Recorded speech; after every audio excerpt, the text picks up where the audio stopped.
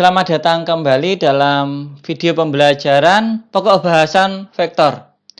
Pada video sebelumnya, Anda setelah belajar bagaimana konsep-konsep terkait trigonometri dalam ilmu matematika.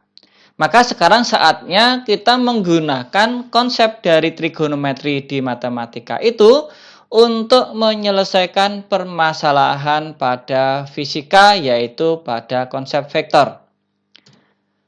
Pertama, kita akan menentukan bagaimana jika kita memiliki dua buah vektor dan akan kita tentukan resultanya secara analitis.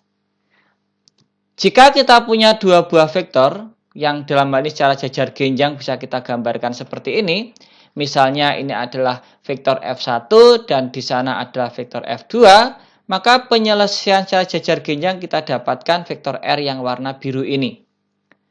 Pada saat vektor antara F1 dan F2 itu membentuk sudut sebesar alfa, maka penyelesaian secara analisis kita bisa menggunakan persamaan sebagai R sama dengan F1 plus minus F2. Kenapa saya gunakan tanda plus dan minus? Ini artinya kita bisa memilih tanda plusnya saja sebagai penjumlahan atau tanda minusnya saja sebagai pengurangan. Secara analisis, maka kita bisa menyelesaikannya menggunakan bentuk rumus sebagai berikut ini. Bahwa panjangnya nilai R itu dinyatakan sebagai akar dari secara keseluruhan, yaitu panjang F1 kita kuadratkan, ditambah dengan panjang F2 dikuadratkan, ditambah, kalau kita yang gunakan penambahan, ya di sini tandanya tambah. Kalau kita gunakan tanda pengurangan, di sini hanya kita gunakan tanda kurang saja. Jadi kita hanya bisa memilih salah satu tanda di sini. Apakah kita gunakan plusnya, apakah tanda minusnya. Tidak boleh kita pasang dua-duanya. Dilanjutkan dengan 2 kali F1 kali F2 kalikan cos sudut yang membentuk oleh F1 dan F2. Nah, berapa nilai sudutnya? Bisa dicari nilai cosnya menggunakan tabel trigonometri. Nah, ini tabel trigonometrinya. Ya, nilai sudutnya sudut 37, 53, 60 dan seterusnya beserta dengan nilai cosnya. Nah, kenapa di sini ada tanda negatif? Ingat, cos di kuadran sudut tumpul kedua, cos bertanda negatif. Untuk selanjutnya, kita akan menentukan bagaimana komponen vektor dari pemanfaatan metode analisis.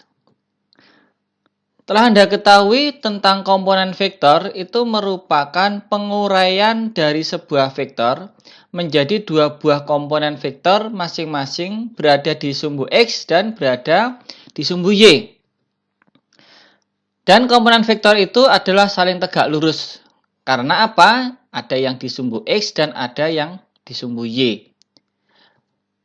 Misalnya kita memiliki suatu vektor A yang membentuk sudut theta dari sumbu X. Misalnya gambar vektornya sebagai berikut ini ya. Jadi ini vektor A, sudutnya adalah theta.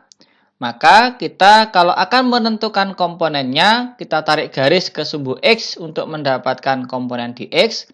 Dan kita tarik ke sumbu Y untuk mendapatkan komponen pada sumbu Y. Karena di sini kita sudah dapat menentukan bahwa terbentuk segitiga yang dihasilkan oleh sudut theta ini, maka nilai dari AX dan AY itu bisa kita gunakan bantuan trigonometri. Karena AX itu berada di sisi sampingnya theta, maka tentu untuk mendapatkan AX adalah menggunakan konsep cos theta. Maka AX adalah A dikalikan cos theta. Sedangkan panjangnya AY yang warna hijau ini itu sama saja dengan tinggi yang ada di depannya dari sudut theta. Theta menghadap ke depan mendapatkan tinggi garis putus-putus ini. Tinggi garis putus-putus ini ya sama juga nilainya dengan yang warna hijau. Berarti karena ini ada di depannya, maka tentu untuk menentukannya menggunakan sinus. Maka nilai AY adalah A dikalikan dengan sinus sudut theta-nya. Dengan mengetahui komponennya, tentu kita bisa menentukan juga vektor komponen.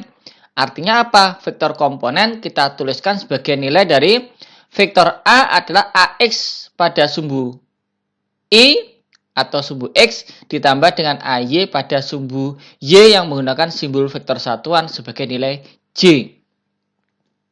Sebagai contoh, kalau misalkan ada vektor 20 meter namanya vektor A, sudutnya lancip 37 derajat. Maka berapakah nilai dari panjang AX dan berapakah nilai dari panjang AY? Nilai AX adalah nilai yang kita gunakan menggunakan cos. Berarti A kalikan cos theta 20 dikalikan cos 37. Cos 37 itu kalau Anda lihat di tabel nilainya 0,8. Berarti panjangnya AX adalah 16.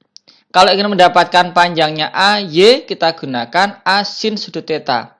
Sin 37 dari tabel 0,6, maka nilai AY-nya adalah 12. Dalam bentuk vektor satuan, kita gabungkan AX dan AY dengan menambahkan vektor satuannya I dan J. Maka vektor A itu adalah 16I ditambah dengan 12J.